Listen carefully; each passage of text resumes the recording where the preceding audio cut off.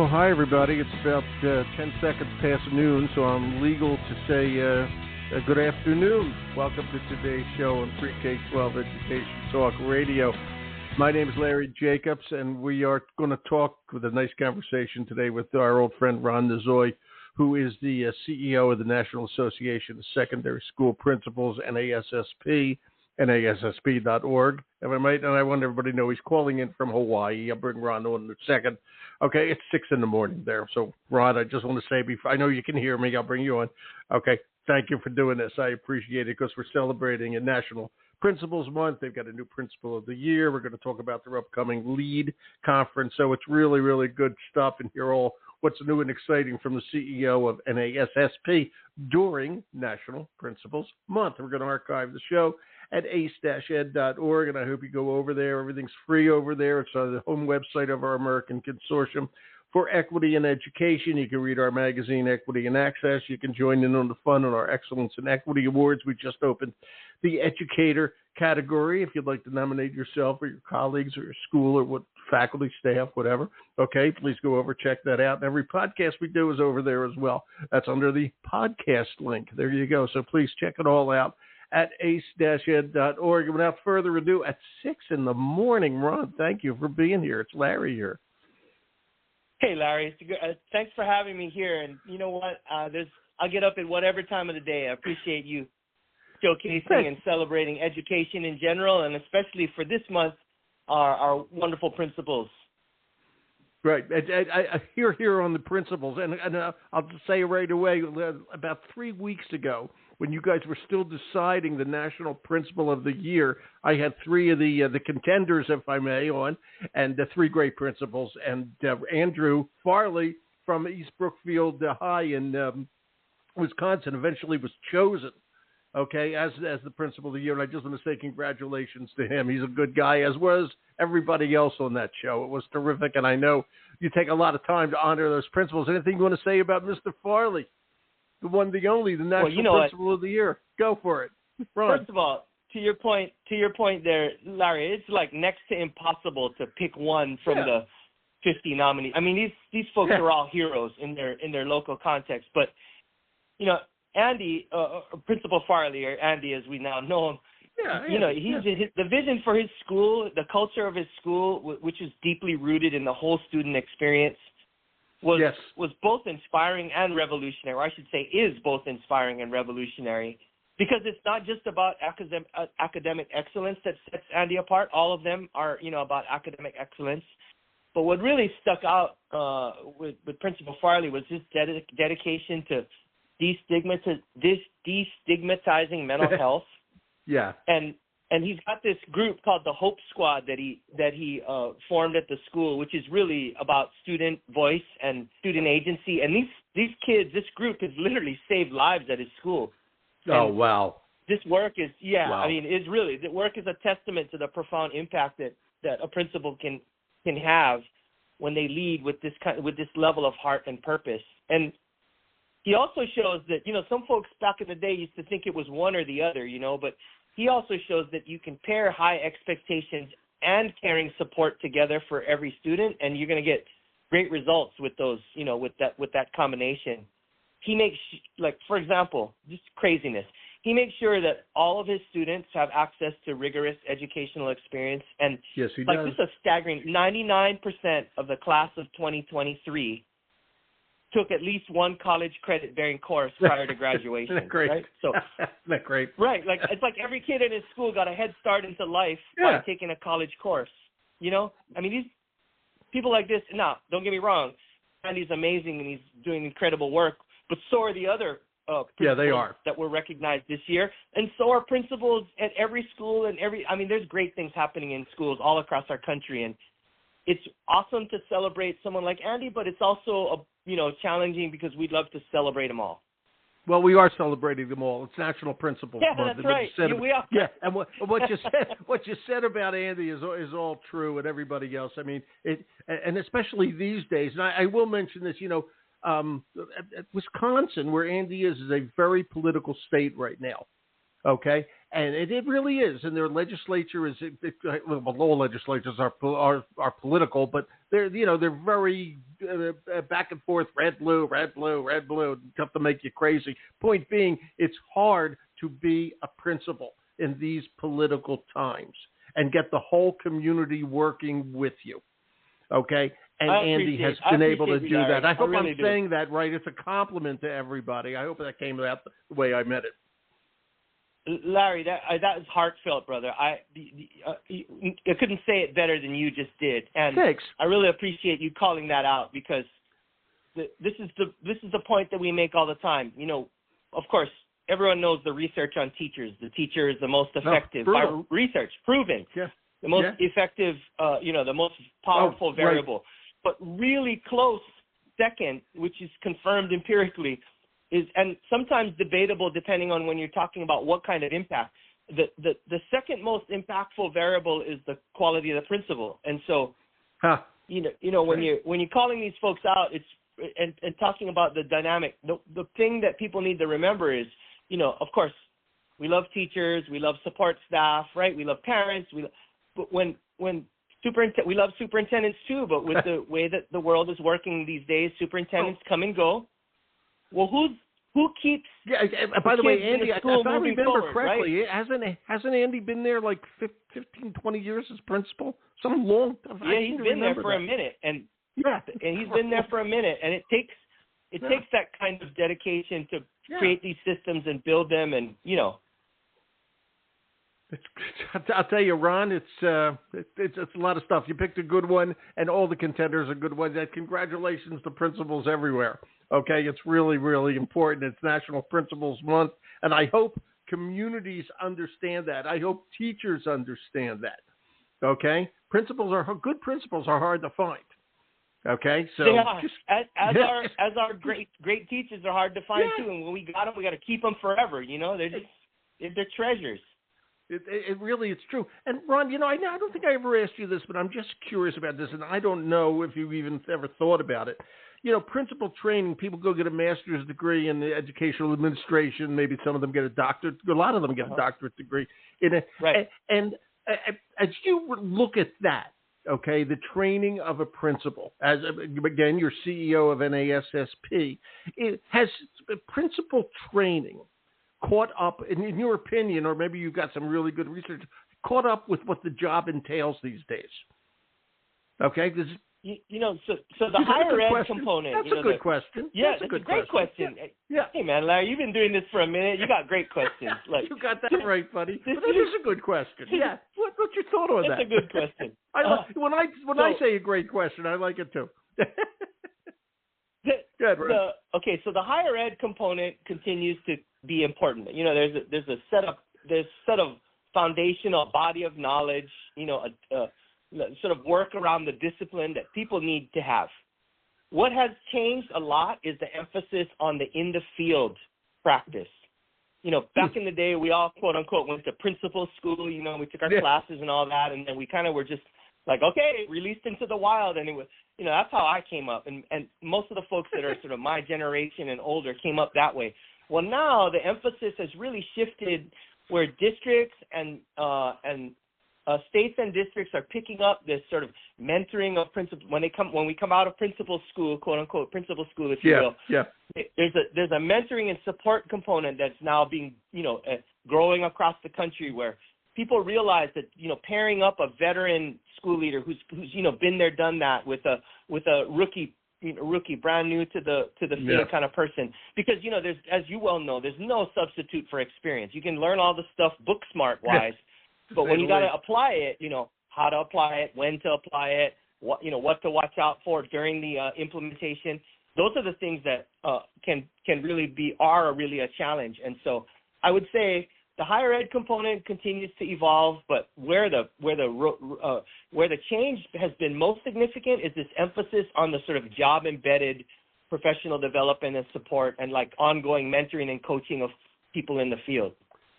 Yeah, you're right, and I was just thinking that because I was a teacher for years, and we always moaned and groaned about the principal. Okay, and like most teachers love to moan and groan about everything. Okay, but I love you, teachers. Don't misunderstand that. I was one. Okay, absolutely. Yeah, but my my point, I just thought of this.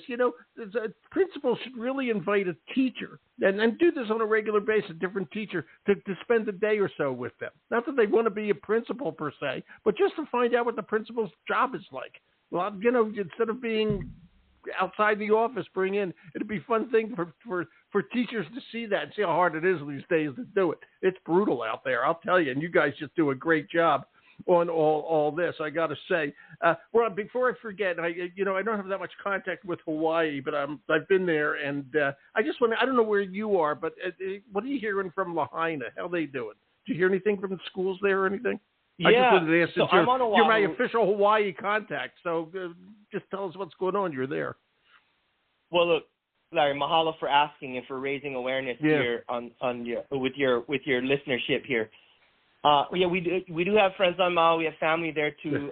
Thankfully, we didn't lose anybody, but some of our friends there lost everything.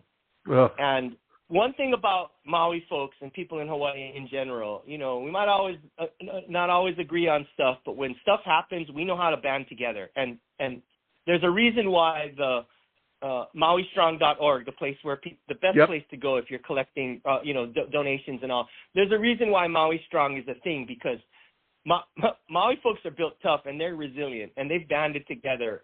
It's gonna be a struggle for a while. Long haul.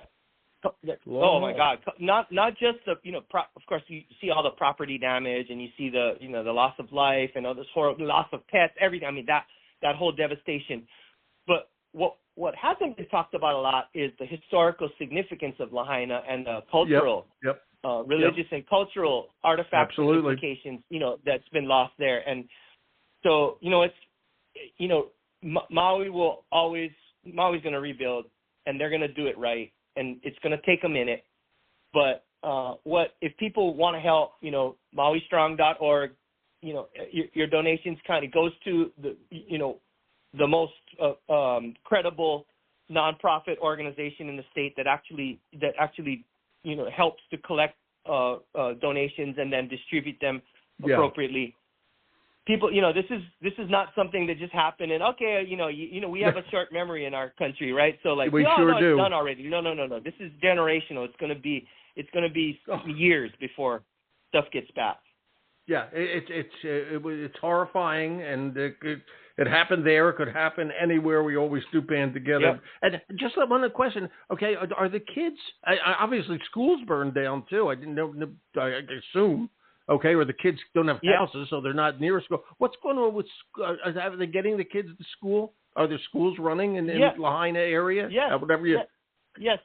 They first of all, the school you're referring to is King Kamehameha III, which was right on the water at Lahaina. Actually, a good friend of mine two good friends of mine were principals at that school, and it's a beautiful school. Was a beautiful school right there on the water, and it's gone, literally gone, burnt to the ground. Yeah, literally gone. They redistributed kids, and everybody on Maui picks up. They all work together, and so it's taken a minute, but they've got the kids redistributed. And the high school in the area, Lahaina Luna, just had a football game and celebrated a big win over Baldwin, which is a big rivalry for them. So, there's these little pockets of, hope. There's always hope. That's right. And there are pockets of hope here and there. And that's the kind of stuff that is going to help, the folks and the communities in Maui to get back up on their feet in the way that is right for them rather than what other people think should be done for them. Good point. I like as a Hawaiian, I love the way you said, as you being a Hawaiian, to hear it from a Hawaiian, I love the way you said that. Okay, because everybody loves tourism. It's a beautiful place, et cetera, a great place to go, et cetera. But it is a native culture there. Okay, and we got to rebuild with that in mind. These are people who are native Hawaiians. I appreciate you, brother. I really do appreciate you, man. True. Yeah, it's true. Yeah, and that's the beauty. I'm a history teacher. It's the beauty of it. There's beauty beyond natural beauty, if I may. And I'm glad to hear they're getting better. Every so often I see an article, but they can't cover it now with everything else in the news as much as they were before. But it was a terrible event. I'm glad things are moving, and I'm glad your friends are okay in terms of they lost property, but they were okay, and that's key. Okay, so that's just. Yeah. You can rebuild property. That's easy. Okay? You can. The weather's always good there, so that's okay. Okay? It'll be good. Okay? Ron, I want to ask you, let's get back on the education side here. All right? Okay. Yeah. And I like what you guys do here. If you go to NASSP.org, everybody, you'll see something called LEAD, L-E-A-D, which could also be read as LED, but it's LEAD. Okay, the National Student Leadership Conference. Okay, and I was reading about it here. It's for educators and student leaders, and it's sponsored by NASSP. And just talk about that, Ronn Nozoe. You guys do this thing. Talk about it. Sure, we do. So what's a little known fact is, principals have started and administered both the National Honor Society and the National Student Council for over 100 years.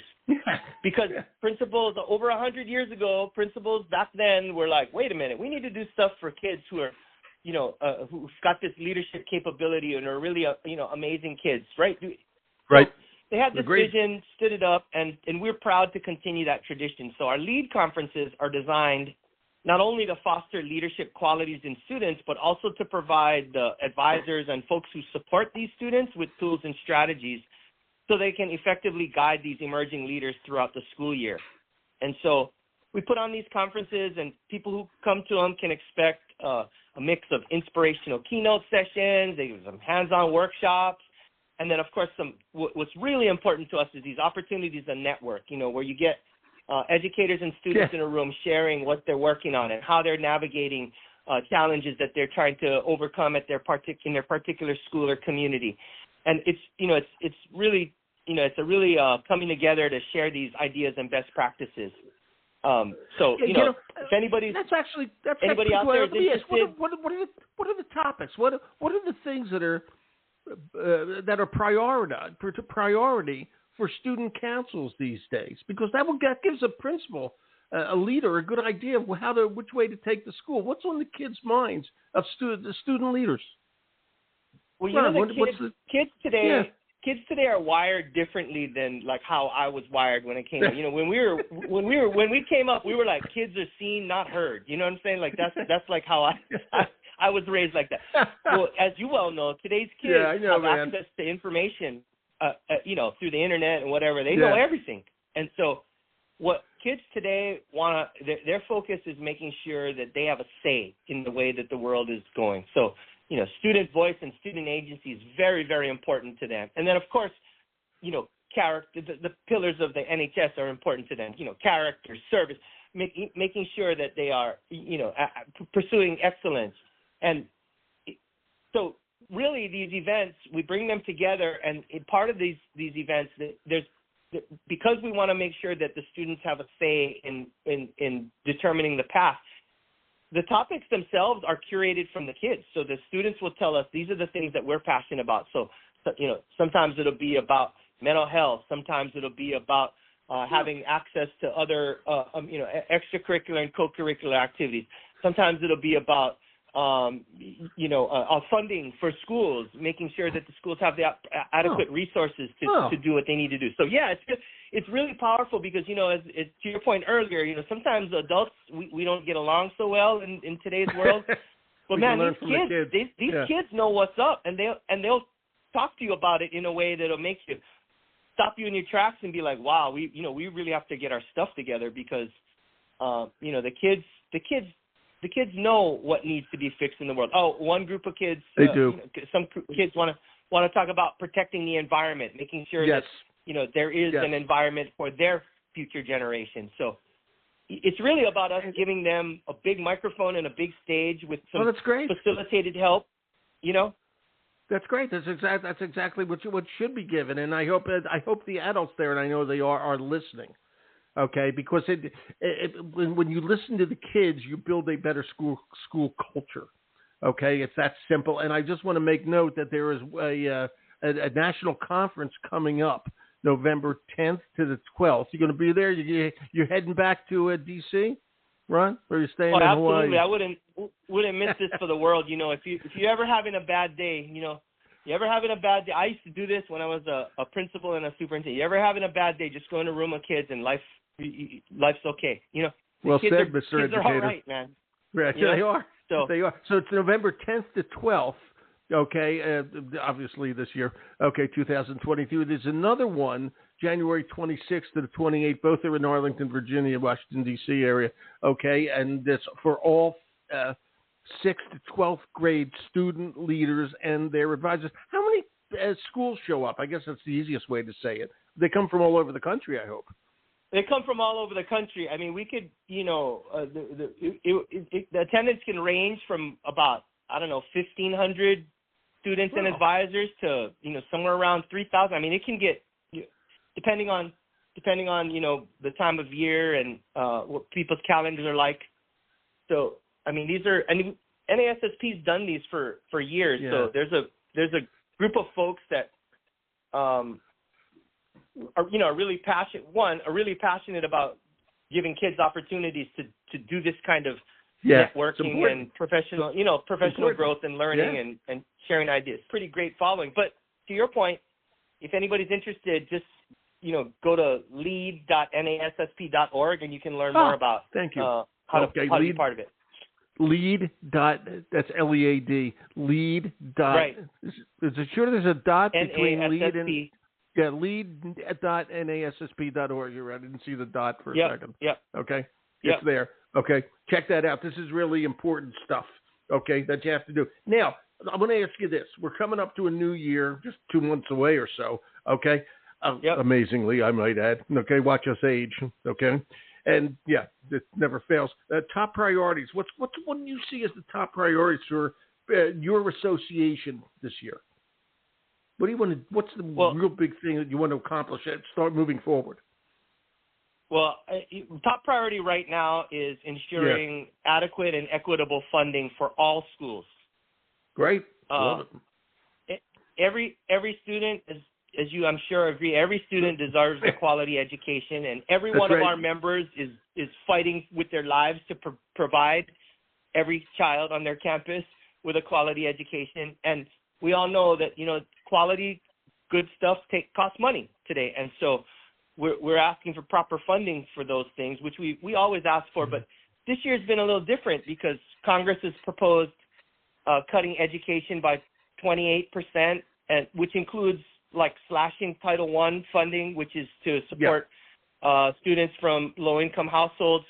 The proposal was to slash Title I funding by 80% and completely eliminating Title II, which is Title II is to the point about where that's where the professional development funds come, and that's the money that people use. When you asked me the question about principal professional development, how did that? And I said that the big part that has evolved is the districts, and the way the districts provide these mentoring and coaching opportunities for field-based in-service learning for their those newest to the profession, that money comes from Title II, which is the federal funds, and that's right. The proposed budget right now on the table. It completely eliminated Title II coming out of the House, and Can I make a suggestion to the world? Hey, Ron. The suggestion is that if I may, the House of Representatives, they might want to learn about leadership at your National Student Leadership Conference. Okay, well, I love the guys who are threatening. I love the guys who are threatening. Okay, to cut all this. Okay, and look at the mess in the House of Representatives. Okay, just look at this. Okay, and these are the guys that are thinking, well, maybe we should cut funding. Okay, this is it aggravates the hell out of me. That's all I can tell you.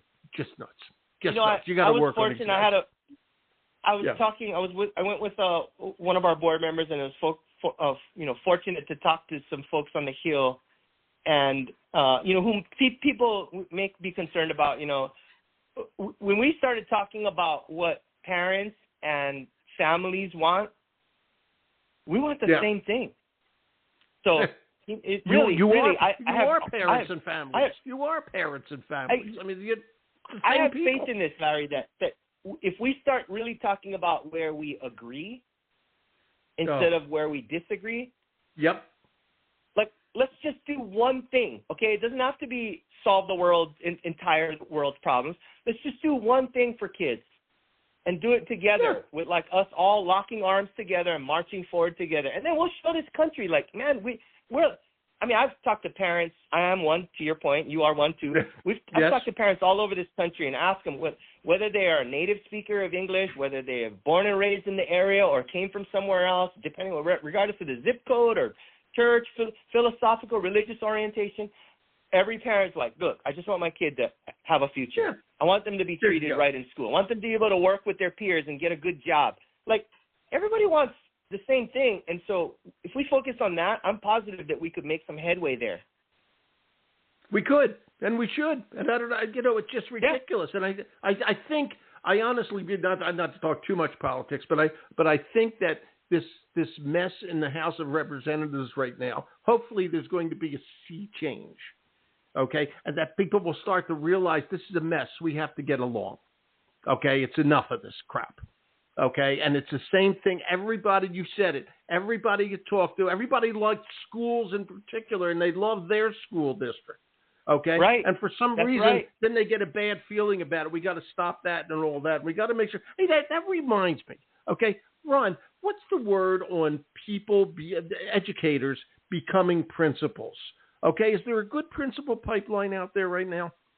What's the word on that? It's the folks that are stepping forward are it's always been the brave and the courageous to step forward. It's always been that. But the folks that are stepping forward today are super brave and super courageous. And agreed. The pipeline is not as big as we'd like it to be because not all of us go into school leadership and like it and stay in it.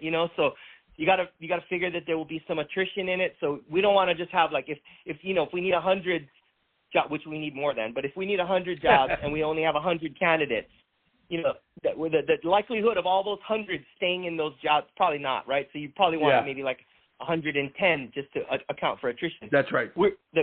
The quality of folks is there, but we need more numbers. And I think all of this stuff, the pandemic, the sort of hostility and negativity, that animosity that's come up, the challenges, those have been real challenges to the pipeline. But what I'm hearing and seeing from our members in the field and our state associations across the country is that, and we're in partnership. We just launched another Aspiring Leaders Workshop in partnership with the National Association of Elementary School Principals and the American Association of Superintendents. So we're all in it together. The elementary principals, the superintendents, and us are like, look, we have to do this on our own. We've got to start raising this generation of aspiring leaders. And we're pleased that, even though the world is challenging, there are people, good people, who our principals are cultivating and raising and elevating and giving them opportunities so that, none of us as teachers were like, I want to grow up and be a principal. We were all like, no way, we'd never do that job.